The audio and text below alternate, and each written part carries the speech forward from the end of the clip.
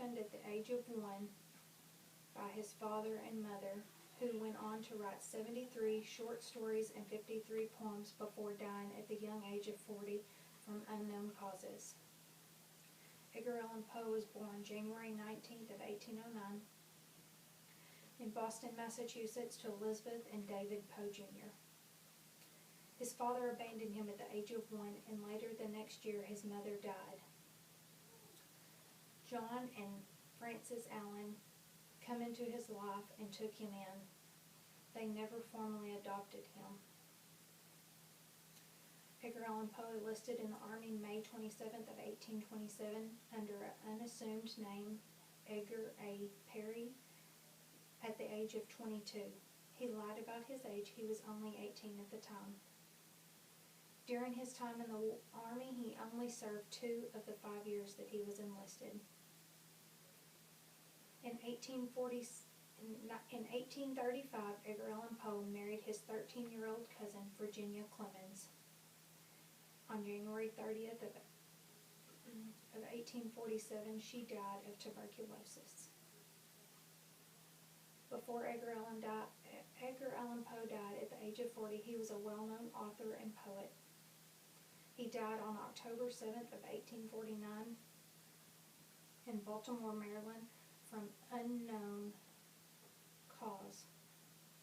Some believe he died of alcohol poisoning. Of his short stories, I have 2 favorites: The Fall of the House of Usher and The Telltale Heart. The Fall of the House of Usher is the most widely read of Poe's short stories and was published in September of 1939.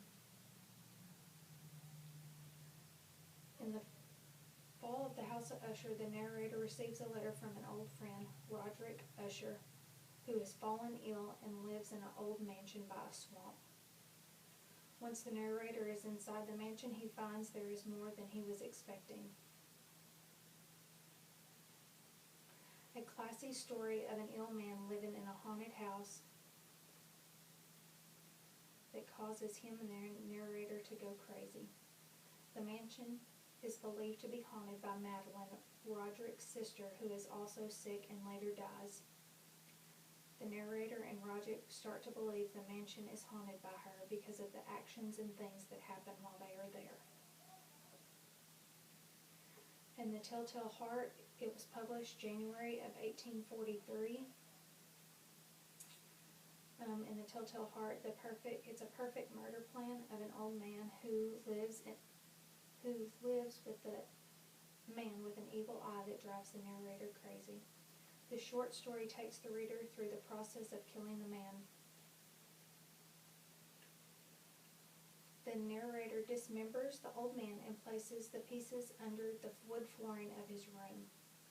He would have gotten away with it, but the guilt begins to make him hear things.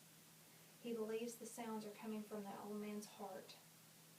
Once the guilt takes over, he confesses everything to the police, who have come to his house to ask him about the old man. My favorite poem of all time from any other poet has to be The Raven. It's the most known of Poe and was published in January of 1845. With that publication, Poe only made $9.